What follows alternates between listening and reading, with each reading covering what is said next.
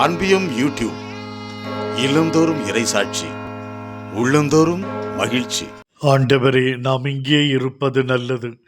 ஆண்டவர் வேண்டிக் கொண்டிருந்த பொழுது அவரது முகத்தோற்றம் மாறியது.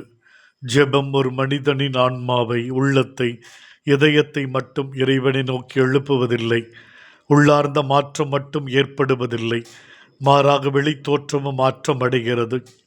மோசே சீனாய் மலையில் கடவுளிடமிருந்து கட்டளைகளை பெற்று திரும்பும் பொழுது அவரது முகத்தோற்றம் ஒளிமயமாயிருந்தது. அவர் முக்காடிட்டு மறைத்து கொண்டார். ஒருவருடைய முகம் அவன் யாரை சார்ந்து வாழ்கிறான் என்பதை காட்டி கொடுத்துவிடும். மத்தேயு 26:73 பேதுரு மறுதளிக்கும் பொழுது, உன் பேச்சே உன்னை யார் என்று காட்டி கொடுக்கிறது என்று சொல்வார்கள். திருத்தூதர் பணி 6:15 தலைமைச் சங்கத்தா ஸ்தேவானின் முகத்தை பார்த்த பொழுது அவருடைய முகம் வானதூதரின் முகத்தைப் போல இருந்ததை கண்டனர். நீ ஆண்டவரோடு இணைந்திருக்கும் பொழுது, ஜெபத்தில் நிலைந்திருக்கும் பொழுது நீ ஒளியூட்டப்படுவாய். உன் முகம் பிரகாசம் அடையும். ஜெபம் ஒரு மனிதனை ஒளிரச் செய்கிறது. ஆண்டவர் உனது தோற்றம் மாறுதல் உன் தெய்வீக பிரசன்னத்தை எடுத்து எம்புகிறது.